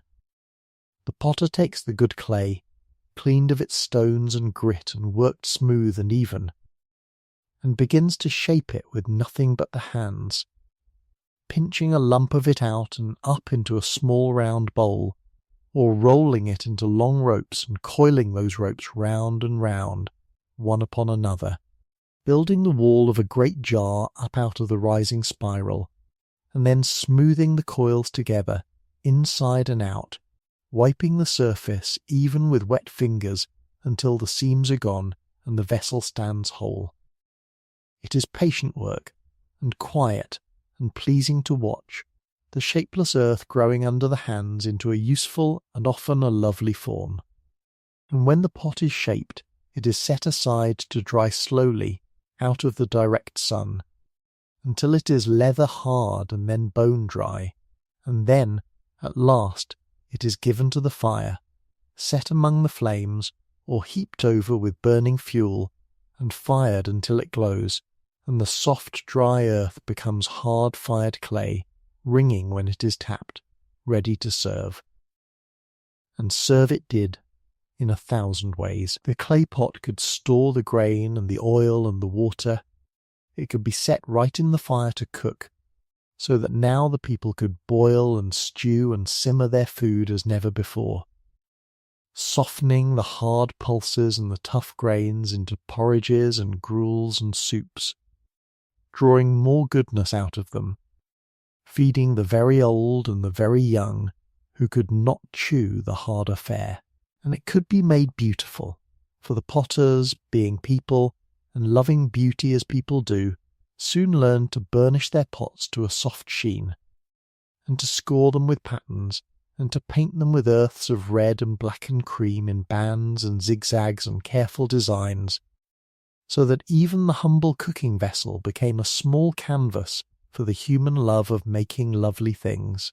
The fired pot, plain and patient and everywhere, that too was a gift of the settled life, and it sat at every hearth and in every store, holding the grain and the water and the good hot food of the farming world. And there is one last gift of the grain that I would tell you of before we leave the village, and it is the gentlest and the most surprising of them all, and it may just be, in its own quiet way, one of the small hidden reasons that people took to the settled life at all. For somewhere, sometime, in the storing and the soaking of the grain, the first farmers discovered, by accident surely, as they discovered so much, that grain and water, left together in the warmth, will change. That if you take the crushed grain and wet it, and leave it in a warm place for a while, something quietly begins to work within it, some invisible magic of the air and the warmth, and the sweet liquid that gathers begins, softly to bubble and to turn, and becomes, in the fullness of a few days, a drink, cloudy and golden, and a little sour, and a little sweet, and gently, warmly, quietly intoxicating. Beer. The first beer, brewed by accident from the stored grain thousands of years before any written word, in the villages of the first farmers. And it may have been more precious to them than we can easily guess, for it was safe to drink when the water was not always safe, and it was nourishing, a kind of liquid bread, and above all it was a gladness, a warmth in the belly, a loosening of the day's cares, a thing to be shared around the fire in the evening and at the great gatherings and the feasts that marked the turning of the year.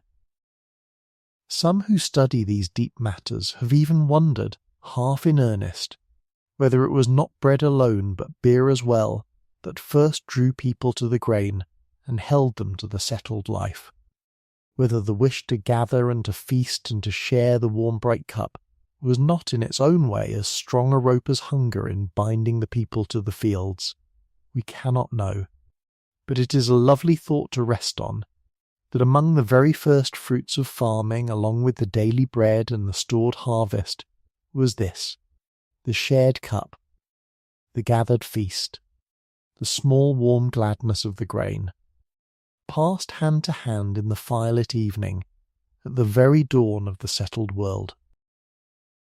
And so let us draw back a little now, and rise up above the single house and the single field, and look at the whole shape of the farming year, for the year itself, the turning of the seasons, became for these people something it had never quite been before. It became a wheel, a great slow wheel of labour and waiting and labour and rest turning round and round, the same each year and the next, forever, and the whole of the farmer's life, and the whole of the village, and the whole of the human relationship with time came to turn upon it. The wanderers of the old world had followed the seasons across the land, moving to meet the food wherever and whenever it ripened. But the farmers did not move. They stayed in their one place, and instead the seasons came round to them, each in its turn, bringing its own labour and its own gift, and the people learned to read that wheel, and to live by it, and to shape their whole year around its slow and certain turning. Let us follow it round, then, this wheel of the farming year, gently, from one turning to the next. It begins, perhaps, in the season of the sowing, in the cooler, wetter time when the rains soften the hard-baked earth and the ground can be worked. The people go out to the fields with their hoes and their digging sticks, and in time their simple ploughs drawn by the tamed cattle, and they break the soil and turn it, working it loose and dark and ready. And then comes the sowing itself, that act of faith we spoke of, the good seed, saved back all through the year from the last harvest, carried out now and scattered across the turned earth, broadcast in wide sweeping arcs from the hand, and covered over and given to the ground. And then the waiting begins. Through the growing season the people watch the fields and tend them, weeding out the wild plants that would choke the crop, driving off the birds and the beasts that would eat it, praying, surely in whatever ways they had, for the right measure of rain and sun, and for the sparing of flood and drought and blight. The green blades push up out of the dark earth. They rise and thicken, and the whole field turns from brown to green, and the green grows tall, and then, as the long days of summer pour down their heat, the green begins to pale toward gold, and at last the grain stands ripe once more, as its wild ancestors stood ripe on the hills so long ago, and the great labour of the year has come round again. The harvest.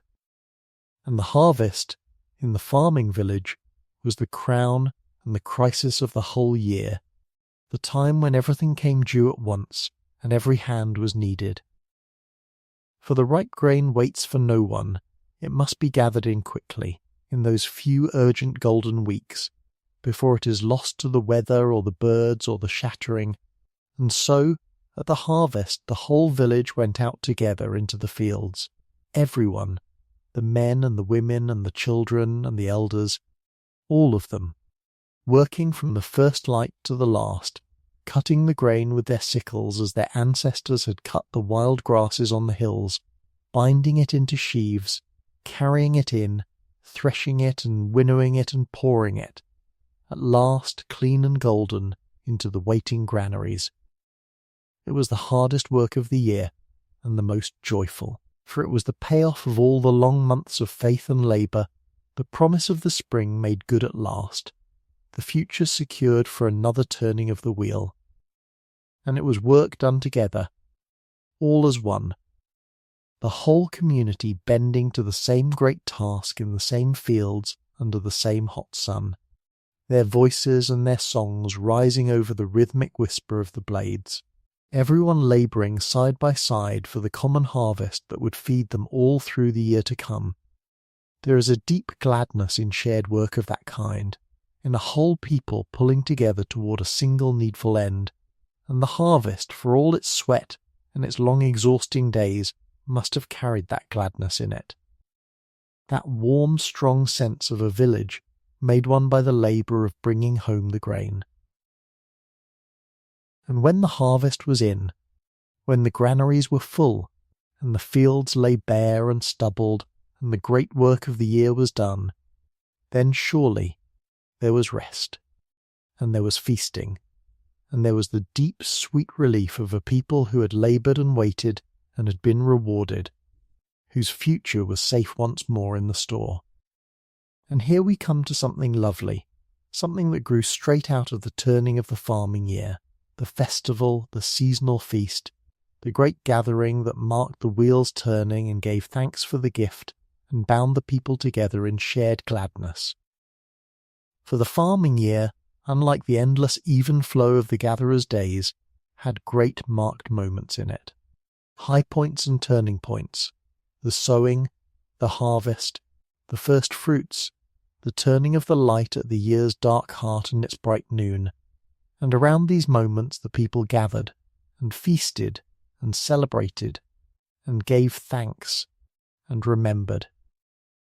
The stored grain came out, and the bread was baked in plenty, and the beer was brewed and poured, and the flocks gave up an animal or two for the roasting, and the whole village, and perhaps the neighbouring villages too, came together in eating and drinking and dancing and song, in the deep old human joy of a feast at the year's great turning.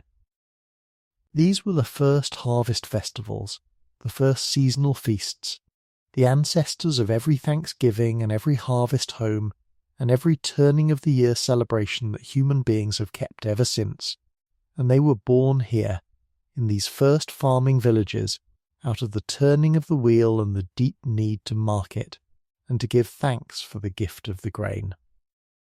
And feel how different this shape of the year was from the old free flow of the wandering life, and how deeply it worked its way into the human soul. The gatherers had lived in a kind of endless present, each day much like the last, the seasons flowing one into another without great marked breaks.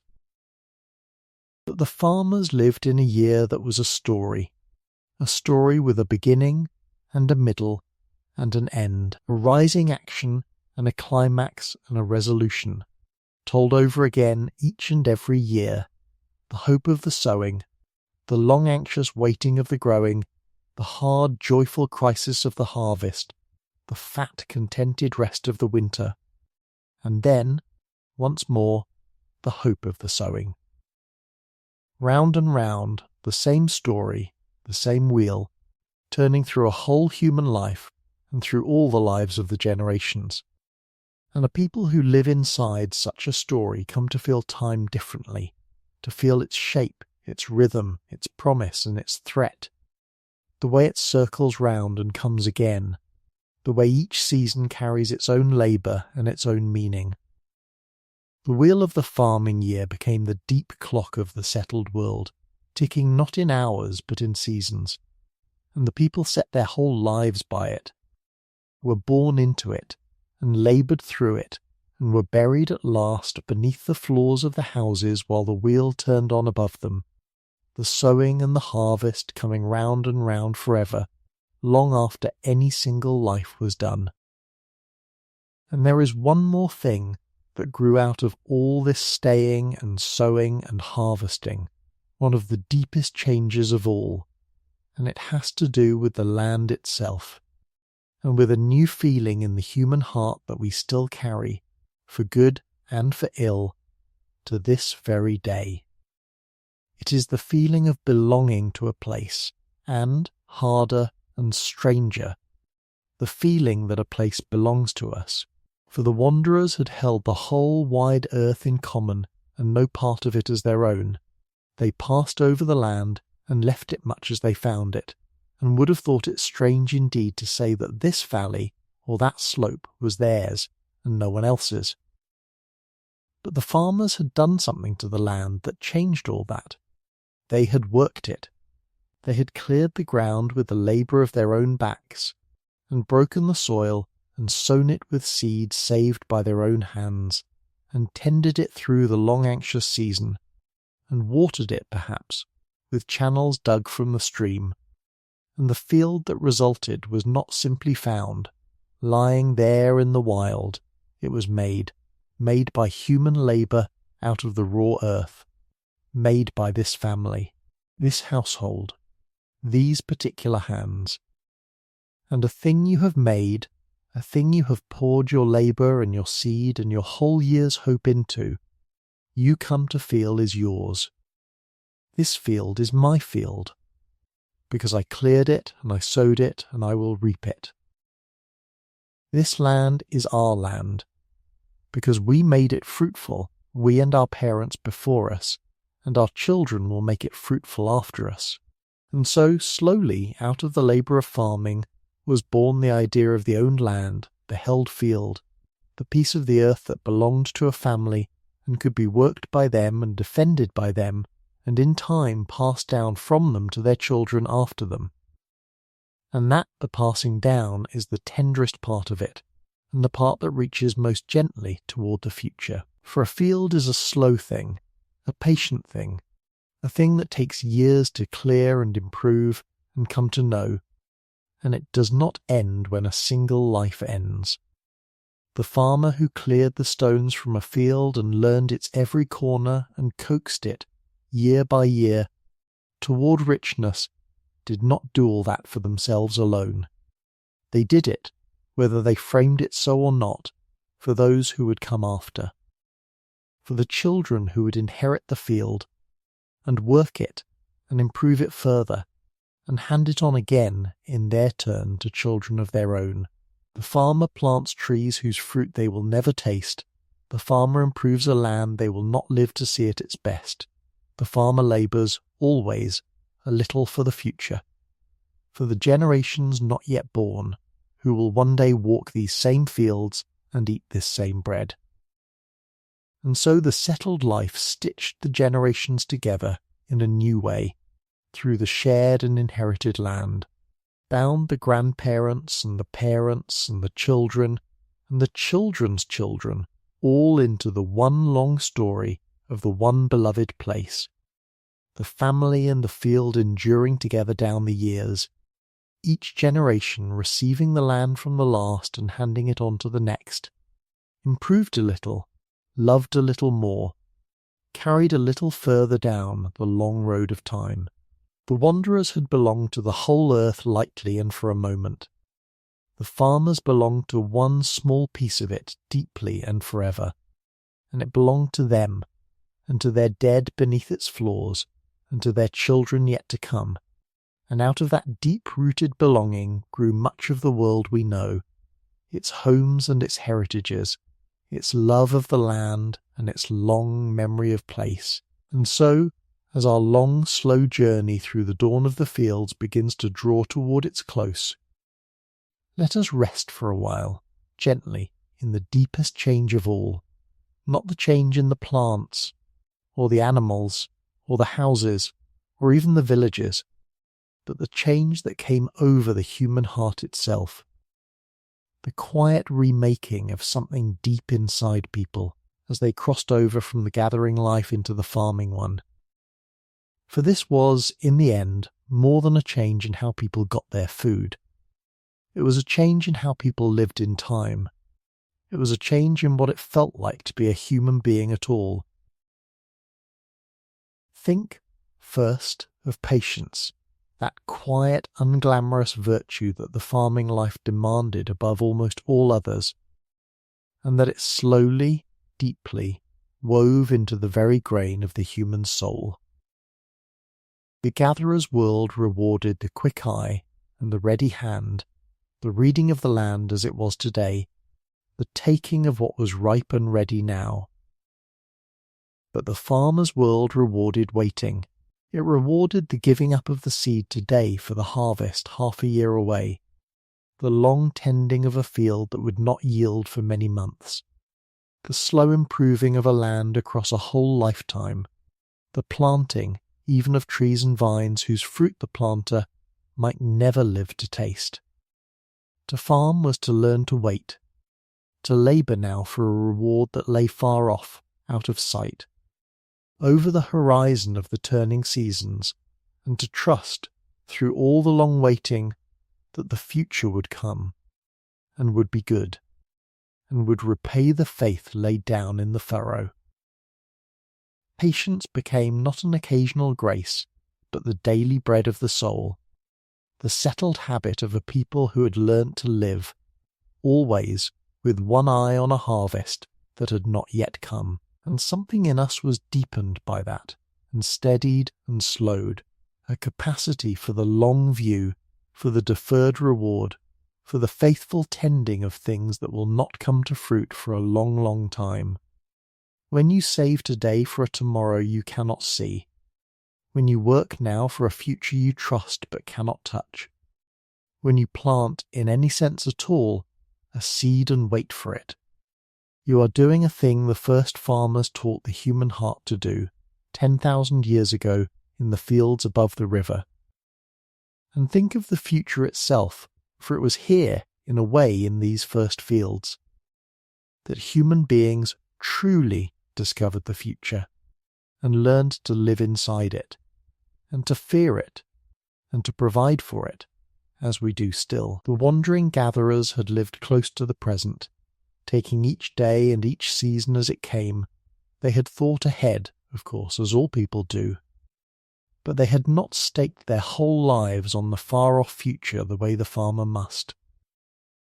The farmer lived always ahead of themselves, planning the sowing months before the sowing, saving the seed a whole year before it would be sown, filling the granary against a winter not yet come, and a bad year not yet arrived, thinking always forward toward the next harvest, and the one after that, and the welfare of children not yet grown, and grandchildren not yet born. The future became a real place to the farming mind, a place you could provide for or fail to provide for, a place that could be secured by foresight and labour or lost by idleness and ill luck. And with the discovery of the future came both its great gift and its great burden, the gift of security, of the stored harvest and the provided for winter, and the settled confidence of a people who had taken thought for the morrow, and the burden of worry, of the long anxious watching of the sky, of the fear of the drought and the flood and the blight, of the knowledge that so much now depended on a harvest that was always, until it was safely in, uncertain. The farmer slept, perhaps, more securely than the wanderer against the ordinary hungers of the year, but carried, perhaps, a new and heavier care, the care of the future, the weight of tomorrow, that we, their children, carry still. and think too of the changed bond with the living world, for something shifted deeply in how human beings stood toward the plants and the animals and the earth when they crossed from taking into making. The gatherer and the hunter had lived within the wild world as one creature among many, taking their share of what the land freely gave, bound to the animals and the plants by a kind of kinship, a fellow membership in the one wild order of things. But the farmer stood toward the world in a new way, as a keeper, a shaper, a master even. The farmer did not merely take the grain, the farmer made the grain grow, chose it, planted it, tended it, remade it across the generations into a thing that served human need. The farmer did not merely hunt the animal, the farmer kept it, bred it, fed it, and took its life at a time of the farmer's own choosing. The wild world was no longer only a great given order to be lived within and taken from. It was becoming in part a made thing, a tended thing, a thing shaped by human hands toward human ends, the field carved out of the woodland. The flock gentled out of the wild herd, the very plants and animals remade in the image of what the people needed. Something was gained in that, immense and undeniable, a mastery, a security, an abundance, the power to feed far more people than the wild land ever could, the foundation of everything that would follow. And something too was quietly set down and left behind, the old light kinship with the wild, the old belonging to the untamed order, the old free wandering over a whole earth that belonged to no one. We need not weigh the one against the other tonight, or call it gain or loss. It is far too large and too old for any such simple reckoning, and this is not the hour for it. It is enough, tonight, simply to see it, softly, and to feel the depth of it. That in learning to farm, human beings changed not only their fields but themselves, and stepped, all unknowing, into a new relationship with the whole living world, one that we have lived inside ever since. For that is the wonder and the weight of this whole quiet story, that so much of what we are, so much of the shape of the world we live in, was born here, in these first fields, among these first farmers, without any of them ever knowing what they had begun. The settled life, the village that would grow into the town and the city, the stored surplus that would one day feed the priest and the potter and the king, and free some hands from the fields for other work, and so give rise to crafts and trades and temples and writing and law and all the vast machinery of what we call civilization. The owned land and the inherited field, and the wealth that could be kept and counted and handed down, the wheel of the working year, the festivals and the feasts, the deep-rootedness in a single beloved place, the patience and the foresight and the long view and the invention of the future. All of it, the whole of the settled, farming, building, storing, planning world that we still live in today, grew, slowly, across 10,000 years, out of the small quiet act of a few people in a few green valleys who saved a handful of seed through the winter, and pressed it into the turned earth, and waited for it to grow. They did not know they were changing the world. They only wanted a little more grain, a little closer to home, a little more surely, against the coming cold. And out of that small and humble wanting grew everything. So let your thoughts rest now, gently, on one last quiet thing, as sleep begins to gather close around you and the long story winds toward its end. Rest on the thread, the long unbroken thread that runs from those first quiet fields all the way down through all the turning years, to you, tonight, wherever you are lying in the dark. For it is unbroken, that thread, and that is the marvel of it. From those first saved handfuls of seed to the bread on your table tonight, there has never once been a break. Every field of wheat that has ever ripened golden under the sun, in every land on earth, in every one of the 10,000 years between, grew from seed that grew from seed that grew from seed. Back and back and back, in one long living chain with never a gap in it, all the way to those first sown patches in the hills above the river. The very grain that made your daily bread is the direct descendant, the child of the child of the child, 10,000 times over, of the wild grasses those first farmers gathered on the golden slopes and carried home, and chose and saved and sowed. When you break bread, you hold in your hands the far end of a story that began in their hands. When you eat, you are fed, still, by their patience, by their saved seed, by the slow choosing of 1,000 harvests you will never see. Every loaf, every bowl of porridge, every field of grain bending in the wind by the roadside, every sack of flour, every glass raised in gladness, all of it runs back, unbroken, to those first quiet fields, and to the humble, patient, world-changing hands that first made grain grow where they wished it to grow. And it is not the bread alone. So much of the world you live in was handed to you down that same long thread, from those same first farmers, quietly, without your ever having to know. The village you may have come from, or your parents or their parents, that runs back to the first villagers of mud brick in the valley. The very idea of home as a fixed and rooted place, a place you are from and belong to and return to, that was born in those first houses that people meant to keep. The turning of your own year, the festivals and the harvests and the gatherings that mark its seasons, those are the far descendants of the first feasts at the first harvests.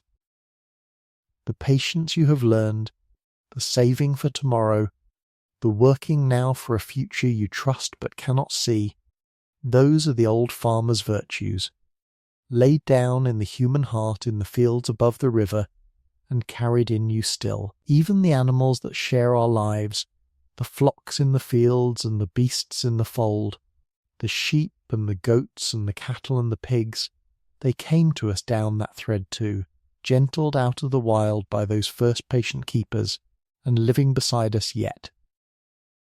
We are the children of the first farmers. We live in the world they began, and their long quiet gift is with us, every single day, in the bread we eat and the homes we keep, and the year we turn and the future we provide for, folded down so deep into the ordinary fabric of our lives that we have long since forgotten it is there. And there is a deep comfort in that, if you let yourself rest on it, here at the soft edge of sleep. You are not new. You are not alone, inventing the world for the first time. You are the newest growth on a very old planting, the latest in a line 10,000 years long, held up and fed and sheltered by more patient hands than you could ever count, all the way back to that small band who first saved the seed. The bread that fed you today was a gift from them. The roof over you tonight is a gift, in the end, from those first builders in mud and reed. The very ground of the settled, sheltered, provided for life you rest in now was cleared and broken and planted long ago by people you will never know, who worked, without knowing it, for you. And you, in your own turn, in all the small savings and plantings and providings of your own life, work quietly for those who will come after you, and hand the world on down the thread, a little further, as it was handed to you. So let that be the last thought, soft and warm, as sleep comes down, that you are held tonight by 10,000 years of patient hands, that the bread was saved for you, and the seed was kept and the field was cleared, and the long, slow gift was carried all this way, across all those turning seasons, and laid gently in your keeping. There is nothing more that this day asks of you. The harvest is in, the store is full, the winter is provided for. The fields lie quiet under the turning stars, sown and waiting, as they have waited every night for 10,000 years, and there is nothing at all for you to do now but rest.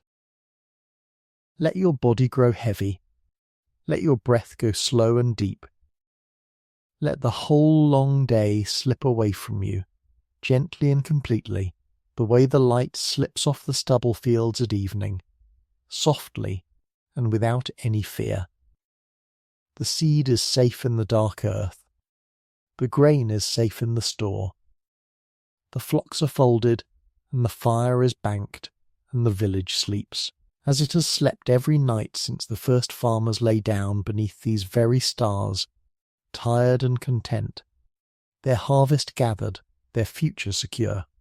And so, now, may you sleep too, deeply and easily and well, held by all the quiet ages of patient hands that fed you here, and carried the seed all this long way, just for you. Sleep now. Rest well. The fields are sown, the harvest is safe, and the year turns on without any need of your watching.